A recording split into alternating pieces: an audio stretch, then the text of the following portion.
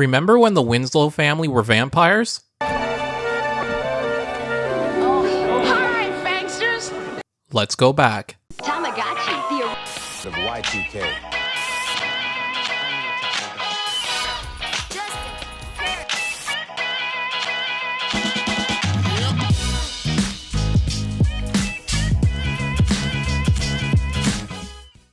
Welcome back to another TGIF Halloween lineup. I want to get right into it, so if you're new here, just know that we're going to watch 4 episodes from ABC's TGIF. This year we're going back to October 28th, 1994 with Family Matters airing at 8 o'clock, Boy Meets World at 8:30, Step by Step at 9, and Hanging with Mr. Cooper at 9:30. Let's waste no more time and get into Family Matters with the episode Dark and Stormy Night at 8 p.m. 7 Central. TGIF has just begun, so make your fridge run, then get back to the fun. The episode begins with the entire family showing off their costumes. Laura is Catwoman, Eddie and Waldo are Siamese twins, and Carl's dressed as Emmett Smith. A bold choice considering they live in Chicago, although it is fitting since the 90s were the last time the Dallas Cowboys were relevant. Yeah, I said it. Don't worry, Cowboys fans, I'm a Dolphins fan, so I feel your pain. They're all headed out to trick-or-treat with Richie when a thunderstorm hits and the power goes out. Which has been a trend with these holiday TGIF episodes, the power's always going out. Even in the Christmas episode I covered had the power going out while Urkel and Carl were on the subway. Actually, the power went out on the subway for the Boy Meets World New Year's Eve episode as well. Sorry, I'm getting off track, just a thought I had. Richie says this is going to be the worst Halloween ever when Carl decides they should play Pass the Ghost Story. Each family member taking a turn telling part of a ghost story before passing it off to someone else. Carl starts. It was a dark and stormy night. It begins with Count von Winslow and his wife who are revealed to be vampires. The two that really have nothing to do with this story are Eddie and Mother Winslow. She flies down as a bat then leaves after saying she has a date. And Eddie, who doesn't want to be a vampire, leaves and is never seen again after Urkel shows up. Speaking of which, Steve is the royal duke whose horse carriage broke down. They invite him in the hopes of eating him. Waldo takes over the story and introduces his character as Valdo, the butler with super long feet. You know what they say about guys with long feet, right? That's right, they can swim really fast. He shows Urkel his room where he accidentally pulls a lever and reveals Laura chained up. She informs Urkel the family are vampires and planned on eating her, and whatever you do, don't drink the wine. Hold on, spiking the wine? A woman chained up to the wall? Are we sure this isn't Bill Cosby's house? When Urkel returns for dinner, Valdo serves the wine. Be careful, this is the one with the drugs in it. They keep switching drinks back and forth until Carl has had enough and challenges Urkel to a duel. They show off a few sword tricks before fighting. Urkel seemingly is about to lose when he pulls out brie cheese, which has garlic in it. That's something I always forget about Urkel, that he had that whole thing where he would always say, "Got any cheese?" Urkel then rips the curtains off to reveal it's dawn and they burn up while the heads on the banisters seem amused. Urkel unchains Laura, but with a Michael Jackson Thriller-esque twist. Urkel was a vampire all along, which kinda doesn't make any sense since he was standing in the sunlight as well, but whatever. Maybe he has some sort of vampire suntan lotion. Yeah, let's go with that. When the story ends, the power comes back on and the rain stopped, but instead of trick-or-treating, Richie wants another story. This was an overall fun episode. I love when a show really leans into the holiday episodes. I'm gonna bring back something I haven't done since my first TGIF video. I'm bringing back my rating system. I'm gonna give this episode of Family Matters a 4.5 pudding pops out of 5. Let's move on. TGIF is just beginning to roll. Stick right here as we get on with the show. It wouldn't be a TGIF video without Boy Meets World at 8:30 with the episode called Who's Afraid of Corey Wolf? It's nice to see that they participated in the Halloween episode this year. Who's Afraid of Corey Wolf opens with Corey writing in his journal with a quill. His voiceover states that tonight at 9 p.m. he will turn into a werewolf. Sean arrives and his costume is dressed up as Corey, and he's ready to go to a Halloween party with Corey and Topanga. But Corey says he isn't leaving his bedroom and sits Sean down to explain why he believes he's turning into a werewolf. It all began when Corey was bringing his garbage outside when he ran into Mr. Feeney. Feeney tells him to be careful because there was a news report that a wolf had escaped the Philadelphia Zoo and police believe it to be in the area. Then Corey spots the bushes rustling and something jumps out and bites his arm. He shows Sean the bite to prove it. I don't see anything. Of course you don't. Everybody knows werewolf bites heal overnight. The next morning he notices some hair growing in places it never had before. Sounds like he got bit by the puberty bug. Is that a thing people say? I'm just gonna move on.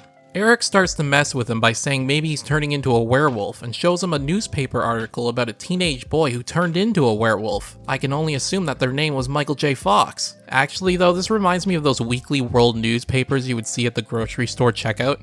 I remember buying the Bat Boy one. Those were fun. Sorry, I'm getting a bit off topic again. So where do you go when you need to talk to someone about turning into a werewolf? The local frozen yogurt shop, of course, because in the back room is a psychic. She confirms Corey's beliefs and says not only will he turn into a werewolf at 9 p.m., but a pentagram will appear on his hand and he will kill the only girl who cares about him in a gruesome manner. At school, Mr. Turner notices something wrong and talks to Corey after class, but when he does, he grabs onto his keychain of the pentagon and it imprints on his hand.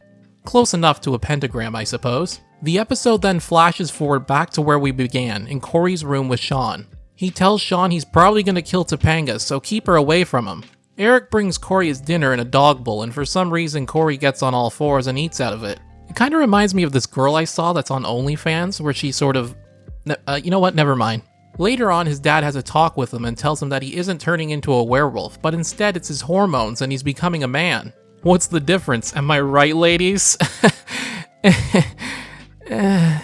And if you watch the show, you know that won't be enough to stop Corey from spiraling out of control. He runs to his room and Topanga shows up. The moon is full and it's 9 p.m. And then it happens. Okay, nothing happens. Wow, when I was Corey's age, I wasn't even close to kissing a girl. I was too busy collecting Pokemon cards and landing sick combos on Tony Hawk Pro Skater.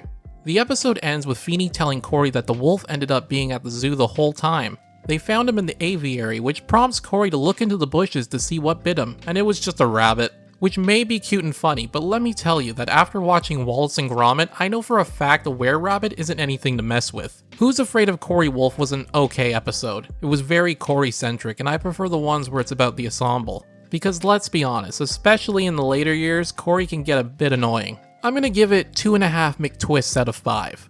But you better hurry because Step by Step is coming up next. On to 9 p.m. with Step by Step and the episode Something New. The episode opens with Cody coming in and saying he's going to be in the Guinness Book of World Records for carving the world's largest jack-o'-lantern. A forklift brings the giant pumpkin into the backyard. Later on, Cody is scooping the guts out of the pumpkin and reveals he's going to carve it with explosives.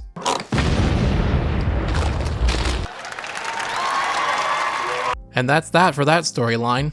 He later says the guy from the Guinness Book of World Records are there to inspect his pumpkin, but we never find out if he broke the record or not. Which is weird because they had time left at the end where they just put in a montage of stuff that happened in the episode to the song Monster Mash. Let's check in on the rest of the family.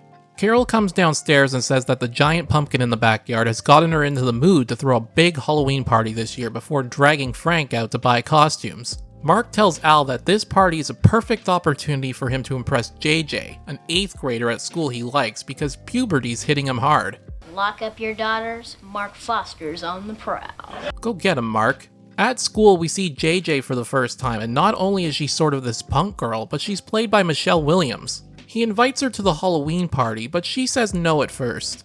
It isn't until he offers to do her homework for a month that she agrees, and says it will be a challenge to get a guy like him to loosen up. We jump to Halloween night where we see everyone's costumes, including Dana dressed up as Hillary Clinton.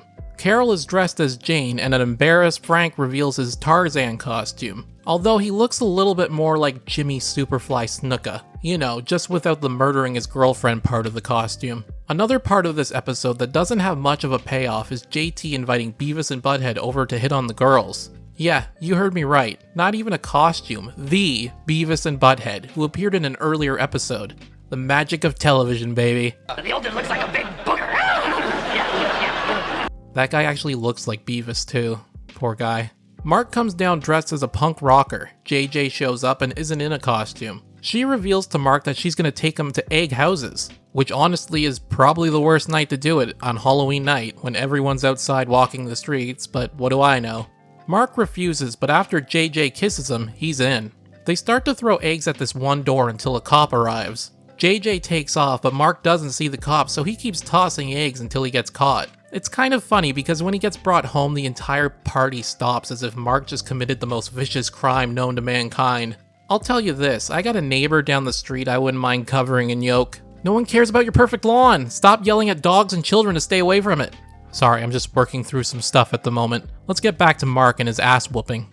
After he tells his parents that he did it because it has to do with his sex life, Carol tells Frank to deal with it. Mark tells Frank about JJ and everything that happened, and we get to talk about hormones and puberty. A reoccurring theme for this year's TGIF, it seems. He basically tells him you have to think with your head on your shoulders and not the head on your... well, you get the point. Is it just me? Or was that lady cop kind of exciting in a strange yet wonderful way? Mark needs a cold shower. This episode wasn't bad, and I enjoyed it a bit more than the Boy Meets World one.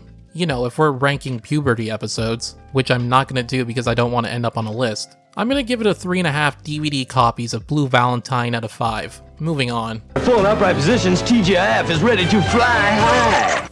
On to the final show of TGIF at 9:30 p.m. with Hanging with Mr. Cooper. Unfortunately, there are some Halloween elements in this episode, but they decided to forego the spooky theming this year. But let's get into the episode Mo Money anyway. It opens with Mark carving a pumpkin and using Raven's face as inspiration. I know that isn't her character name, but I can't help myself. Even when I see her on The Cosby Show, I just see Raven. Vanessa comes downstairs looking for a ride to the gym, but no one wants to take her. They suggest the bus, but she gets some weird, scared look on her face. I'm actually going to go through this plotline first since it was fairly quick, but it does have a funny payoff. Vanessa eventually reveals to Geneva that she's scared to take the bus because when she was 12 years old, she took a public bus and got stuck in a dark tunnel for 3 hours, and it seemingly traumatized her.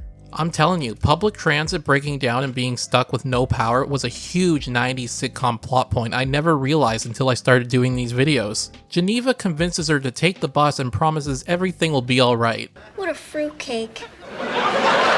Well, at the end of the episode, there's breaking news on the television that someone hijacked a bus and went on the longest police pursuit in US history, and guess who was on it? I'm gonna get you, Geneva! Do you hear me? It's not your fault! Okay, now that we got that out of the way, let's get back to the main plot. Tyler arrives with a big bag of coins from his dad's vending machine company, which piques Mark's interest in a business venture. Mark ends up investing in a snack vending machine that he puts in the school he works at, despite teachers making a profit on school property being against the rules. Teachers making money on school property also seems to be one of government's rules. He spends the whole time trying to convince students and faculty to use his machine without revealing it's his. We get a long back and forth between Mark and the principal as he tries to hide the fact that he owns this machine. There's even a point in which he pretends he was just stealing from the machine because he has a problem. You're probably wondering why I'm skipping over this a lot. The joke becomes redundant after a while, and this isn't the best Hanging with Mr. Cooper episode I've seen. It ends with the principal finding out and his machine being moved to an alley downtown where he doesn't make much of a profit at all. Mo Money is hard to rate because I wasn't the biggest fan of it, but it also gave me the biggest laugh of the night when it was revealed that Vanessa's bus was the one that was hijacked. I'm gonna give it 2 Ravens out of 5. And there you have it, another Halloween TGIF in the books. Overall, I would say this year's TGIF was a strong one, despite Hanging with Mr. Cooper not being as Halloween-centric as the other shows. If you enjoyed this video, be sure to like, subscribe, and comment. Don't forget to join our free nostalgia community on our Discord. The link is in the description below. And remember, every like this video receives goes to one of the poor teens this Halloween struggling with puberty. Bye everyone.